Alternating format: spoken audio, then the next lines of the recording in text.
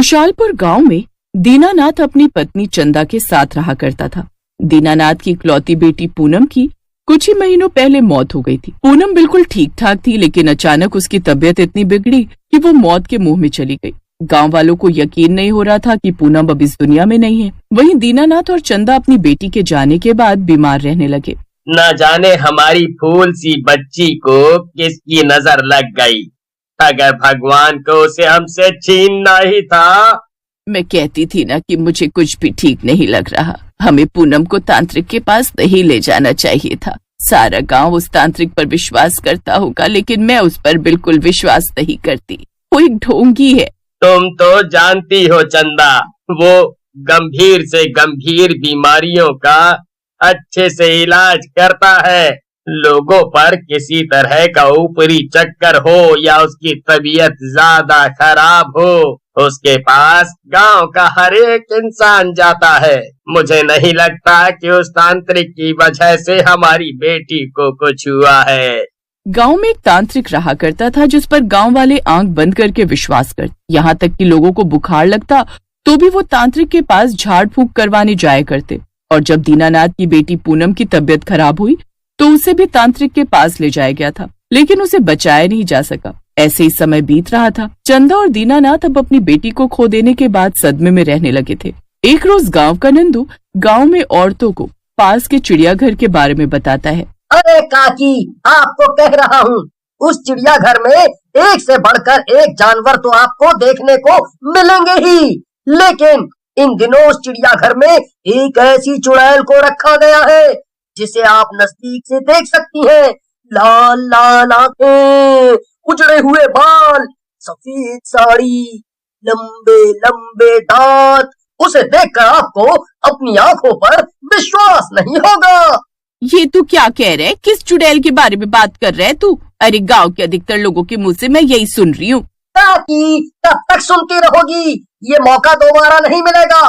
कहीं तुम अपने मरने का इंतजार तो नहीं कर रही हैं? और क्या सोचो हो? अरे जीते जी देखो, वो मजा अलग है। मरने के बाद तुम खुद भी चुड़ैल बन जाओगी। अरे धत, कैसी बातें करता है। कल ही मैं अपने राजेश को कहूंगी मुझे भी चुड़ैल के दर्शन करवा दे जीते जी। आखिर मैं भी तो देखूं चुड़ैल होती कैसे है। मैंने तो अब तक फिल्मों में चुड़ैलों को देखा है, सामने से कभी नहीं देखा। तू सच तो कह रहा है ना? 100% सच कह रहा हूँ। शाम का समय है, झूठ नहीं कहूँगा। और आप उस चुड़ैल को एक बार देख कर आएंगी तो आपका मन भी करेगा कि जल्द ही मैं भी चुड़ैल बन जाऊं। कम से कम किसी का मनोरंजन तो हो। जाता है या चप्पल खाकर जाएगा? कितनी बार कहा है तेरी माँ नहीं हूँ जो कुछ भी सुन लूंगी। नंदू दामिनी से ये कहते हुए वहाँ से चला जाता है। अब अगले ही दिन दामिनी उस चिड़ियाघर में जाती है जहाँ गांव के लोग चुड़ैल देखने जा रहे थे। उस चुड़ैल को एक पिंजरे में कैद किया गया था। बेबस सी बैठी वो चुड़ैल बस सबको निहार रही थी। पिंजरे के बाहर एक लाल कपड़े में बड़ा सा ताला लटकाया गया था। ऐसा लग रहा था किसी शक्तिशाली चीज से उस चुड़ैल को बाहर आने से रोका जा रहा है। दामिनी उस चुड़ैल को देखकर आती है। उसके बाद गांव के लोगों में चुड़ैल को देखने का एक अलग जोश दिखता है। चंदा, सुना है चिड़ियाघर में एक चुड़ैल को पिंजरे में कैद करके रखा गया है। तो तुम मुझे ये सारी बातें क्यों बता रहे हो? तुम्हें पता है ना मेरी जीने की इच्छा भी खत्म हो चुकी है और तुम मुझे मनोरंजन की बातें बता रहे हो। अरे मैं तो अभी के अभी अपने प्राण त्याग दूं, बस ऊपर वाला मुझे बुला ले। दीनानाथ खुद को समझाते हुए अपनी पत्नी को इस हालात से निकालना चाह रहा था और वो एक रोज अपनी पत्नी को बहला फुसलाकर चिड़ियाघर लेकर जाता है। लेकिन जब चंदा उस चुड़ैल के पिंजरे के पास जाती है तो उसे अपनापन महसूस होता है और वो चुड़ैल जो कि चंदा को देखते ही रोना शुरू कर देती है, उसकी आंखों से आंसू टपक रहे थे। अजी सुनिए, ये देखिए ये रो क्यों रही है? अभी तो मैं दूर से इसे देख रही थी। हर आने जाने वाले को ये देख तो रही थी लेकिन रो नहीं रही थी। मुझे देखते इसे क्या हो गया? तुम दूर रहकर उसे देखो, हम यहाँ घूमने आए हैं। ये क्यों रो रही है? कौन है? हमें इसके बारे में कुछ नहीं जानना। चंदा को उस चुड़ैल को देखकर अपनापन सा महसूस होने लगता है।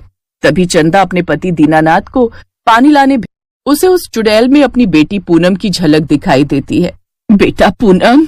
हाँ माँ, मैं आपकी पूनम ही हूँ। मुझे यहाँ कैद किया गया है। ये बाहर जो लाल कपड़े में आप ताले के साथ चीजें टंगी हुई देख रही है ना, उसने ही मुझे इस पिंजरे से बाहर निकलने से रोक रखा है। मुझे मारा गया है माँ। मैं बीमारी से नहीं मरी हूँ। तू मेरी बेटी पूनम है। किसने किया ये सब तेरे साथ? चंदा इतना कहती ही है तभी दीनानाथ पानी लेकर आ जाता है और वो अपनी पत्नी को चुड़ैल के करीब देखकर उसे हाथ पकड़कर वहां से बिना कुछ सुने और समझे खींचकर घर ले आता है और उस पर खूब चीखता चिल्लाता भी है। तुम्हें मुझ पर ऐसे चिल्लाना नहीं चाहिए था। तुम मुझे वहां लेकर गए थे तो मुझे घूमने क्यों नहीं दिया? और उस चुड़ैल से मैं कुछ पूछ रही थी। दीनानाथ को लगता है कि अपनी बेटी के जाने के सदमे से चंदा के दिमाग पर असर होने लगा है।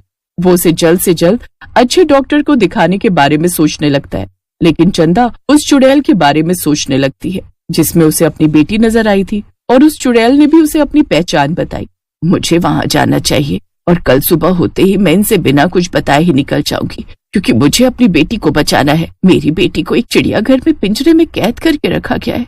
अब तक तो मैं समझती रही उसे स्वर्ग मिल गया होगा, उसकी आत्मा को मुक्ति मिल गई होगी, लेकिन ये सब क्या है मुझे कुछ समझ नहीं आ रहा। दीनानाथ अब अगली सुबह जब उठता है तो वो अपनी पत्नी चंदा को अपने पास न देखकर परेशान हो जाता है। वो इधर उधर सब जगह देखता है लेकिन उसे कहीं भी चंदा नहीं मिलती। वहीं चंदा दूसरी तरफ गांव से सीधे उस चिड़ियाघर पहुंची थी जहां वो उस चुड़ैल से मिलती है और काफी देर तक बातचीत करती है। इसके बाद वो करीब 3 घंटे बाद घर आती है। इधर दीनानाथ चंदा को लेकर परेशान था। बस मैं थोड़ा घूमने निकली थी और अकेले रहना चाहती थी तो खेतों में अकेले बैठी थी और कुछ भी नहीं। अभी मुझे आराम की जरूरत है, मैं थक गई हूँ। इतना कहकर चंदा खाट पर बैठ जाती है। वहीं दूसरी तरफ दीनानाथ चंदा को पानी लाकर देता है। चंदा बहुत परेशान लग रही थी। दीनानाथ उससे कुछ भी नहीं पूछता, लेकिन देर रात दीनानाथ देखता है कि चंदा उठकर घर का दरवाजा खोलकर घर के बाहर जा चुकी है। दीनानाथ भी छुपते छुपाते उसके पीछे पीछे जाता है। दीनानाथ चंदा का पीछा कर रहा होता है और चंदा को इसकी बिल्कुल भी भनक नहीं थी। अब चंदा उस तांत्रिक की गुफा में पहुंच चुकी थी जहां से वो एक बड़ी सी चाबी लेती है और गंगा जल लेकर वहां से दूसरी तरफ निकल जाती है और ये रास्ता चिड़ियाघर की तरफ जाता था। मुझे इतना तो समझ आ चुका है कि चंदा बिल्कुल ठीक है। उसके दिमाग पर किसी तरह का असर नहीं हुआ है और जिस तरह से वो तांत्रिक की गुफा में पहुंचकर ये बड़ी सी चाबी लेकर दूसरी तरफ जा रही है, यानी चिड़ियाघर जाने वाले रास्ते से कहां जा सकती है। इतना कहकर दीनानाथ उल्टे पांव तांत्रिक के पास चला जाता है और तांत्रिक को सारी बातें बता देता है कि उसकी पत्नी उसकी गुफा से एक बड़ी सी चाबी चुरा कर गई है। दूसरी तरफ जब तांत्रिक और दीनानाथ चिड़ियाघर पहुंचते हैं तब तक चंदा चिड़ियाघर के बड़े पिंजरे से उस चुड़ैल को आजाद कर चुकी थी। तुझे क्या लगता है कि तूने मुझे इस चिड़ियाघर के पिंजरे में कैद कर दिया तो मैं यहाँ से निकल नहीं पाऊंगी? देख, ये खड़ी मेरी माँ जिसने मुझे इस पिंजरे से आजाद किया है। मैं इस पिंजरे से आजाद हूँ और अब सबसे पहले मैं तुझे मारूंगी, उसके बाद मुझे मुक्ति मिलेगी। इस तांत्रिक ने इसकी बलि ली है और इसे इस चिड़ियाघर के मालिक को बेच दिया, जिसे इस चिड़ियाघर के मालिक ने एक बड़े से पिंजरे में कैद करके लोगों के मनोरंजन का साधन बनाया और खूब पैसे कमाए। जब मैं कल यहाँ आई तो मुझे यहाँ अपनापन का एहसास हुआ। इसके बाद मैंने इस चुड़ैल में पूनम की परछाई देखी और मेरे सामने सारी सच्चाई थी। बिल्कुल नहीं, तुमने एक गलत आत्मा को इस पिंजरे से आजाद कर दिया है। चुड़ैल जब तांत्रिक की बात सुनती है तो वो उसे गला पकड़कर हवा में उठा देती है। अब तांत्रिक हवा में था, उसके प्राण उस चुड़ैल के हाथों में थे, जिसके बाद वो सच सबके सामने कबूलता है। ये जीने के लायक बिल्कुल नहीं है। अगर आज इसे छोड़ दिया तो कल ना जाने ये किसे अपना निशाना बना ले। इतना सुनने की देरी थी और वो चुड़ैल तांत्रिक को हमेशा हमेशा के लिए मौत की नींद सुला देती है और उसके बाद ही उसे भी हमेशा के लिए मुक्ति मिल जाती है।